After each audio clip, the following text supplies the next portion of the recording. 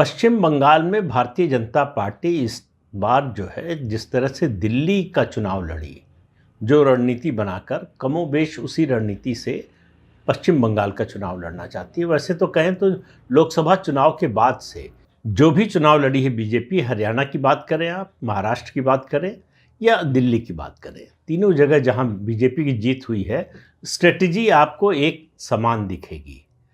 Micro management करो, अलग अलग सामाजिक समूहों को टारगेट करो, और उसके अलावा जहां अपनी सरकार नहीं है वहां जो विरोधी दल की सरकार है उसके कामकाज के, उसके गवर्नेंस को टारगेट करो।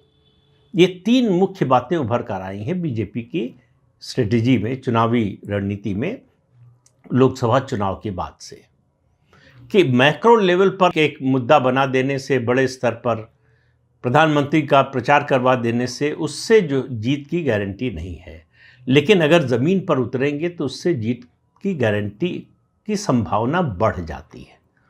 जीत की गारंटी तो चुनाव में वैसे भी किसी भी बात को लेकर आप नहीं कह सकते कि ये कर देंगे तो जीत की गारंटी हो जाएगी, लेकिन बात होती है किसमें संभावना ज़्यादा है, किसमें पोटेंशियल ज़्यादा है, क्या करने से हमारा जनाधार बढ़ेगा, वोट बढ़ेगा, और क्या करने से हमारे विरोधी का वोट घटेगा। और घटने के भी कई तरीके होते हैं। एक रणनीति ये होती है कि घटे और हमारे पास आए। दूसरी रणनीति तब बनती है जब ये लगता है कि अगर उस पार्टी को, हमारे विरोधी पार्टी को, मुख्य विरोधी जो है उससे अलग हो रहा है तो वो हमारे पास नहीं आएगा, तो ऐसी जगह जाए जिससे हमारे मुख्य विरोधी को नुकसान हो, मतलब वोट का बंटवारा हो। अब पश्चिम बंगाल में जो है ममता बनर्जी का जो कोर वोट है वो दो हैं, एक मुस्लिम वोट और दूसरा भद्रलोक का वोट। मुस्लिम वोट तो बंटने से रहा। सीपीएम हालांकि खड़ा होने की कोशिश कर रही है, लेकिन मुसलमान तो सीपीएम के साथ नहीं आने वाला, क्योंकि मुसलमान को मालूम है कि सीपीएम आज जिस हालत में है वो बीजेपी को हराने की हालत में नहीं है, तो वो इसलिए सीपीएम के साथ जाने का सवाल ही नहीं है, टीएमसी के साथ ही जाएगा। तो इसलिए ममता उस फ्रंट पर निश्चिंत है।